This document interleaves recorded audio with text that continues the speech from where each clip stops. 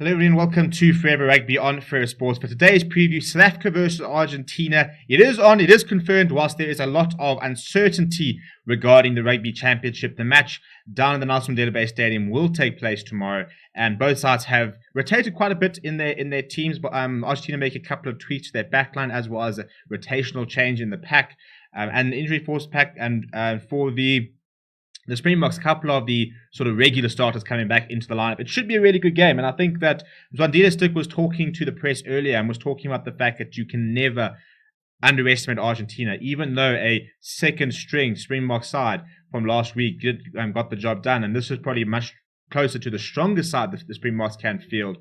Argentina are a very proud team. They're a very proud nation. Ledesma is a very good coach, and they talk about, you talk about Argentina, you have to put the idea of sort of passion and sort of a never say die attitude. So they'll be desperate to try and respond this weekend. So just because it's a stronger Springbok side, do not expect a similar result, because this Argentina side is the same side that has beaten New Zealand, beaten Australia, beaten Wales, and been very good over the past sort of 12 months, and been growing a lot in sort of in terms of worldwide stature over the last decade, and are becoming one of the top sides in the world. No longer are sort of the pushover side we might have seen, all those years ago, but they've always been a very proud nation and a very proud team, and they will love to make sure they respond. Before we look at the two teams themselves, please do smash like on the video. Please do subscribe to the channel as well. As usual, we are supported by Manscaped, who are the #1 brand for men's below the waist grooming. They've got the right tools for your family jewels and are trusted by over 2 million men worldwide. You can get yourself 20% off, as well as free shipping worldwide with the code FOREVER. You can get yourself one of these sort of lawnmower 4.0s. You can get yourself a weed whacker, which is a nose and hair trimmer. They've got nail sets. They've got shirts. They've got everything you could possibly want over there on manscaped.com. Use the discount code FOREVER. Get yourself 20% off, as well as free shipping. Go and support them, and they'll continue supporting us. In terms of the teams, we'll start with the South Africans, and Siya Kolisi will continue to lead the side, but there's a new front row. Trevor Nyakane gets a start, as does Malcolm Marx, and Thomas Otoy, who we've yet to see in a Springbok jersey, comes in and will start at tight head. Had issues with COVID during the Lions series and did not face them, but he will get an opportunity this week, just to remind everybody that he is around, that he's there, and kind of sort of show the Springbok setup exactly what he can offer. There is a first start for Marvin Ori, who partners Lua de Jager in the lock combination. There will also be a debut off the bench for another lock, but we'll get to him in a minute. Siya Kolisi, Franco Master comes back into the side on the flank, where I think we'll probably see him for most of the Rugby Championship. Jasper Wiese, on the back of a man-of-the-match performance, will start at 8th man.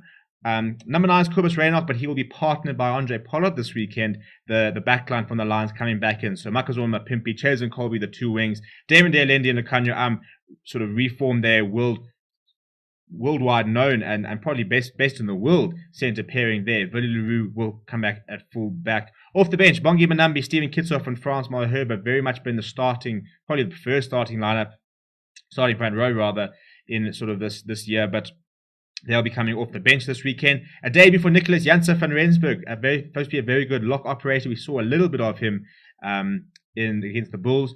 So we're interested to see what he does on debut. Kwagga Smith coming off the bench. They've played a lot of rugby, so probably a good thing to give him a bit of time off and come off as a replacement. Dan de Preer will cover other aspects of the scrum as well. 6-2 split with Hendrickse. Damien Willemse drops to the bench. Despite a bit of a up and down performance last weekend, he does cover inside centre, he does cover wing, he does cover fly half, he does cover full back. So he's very, very versatile.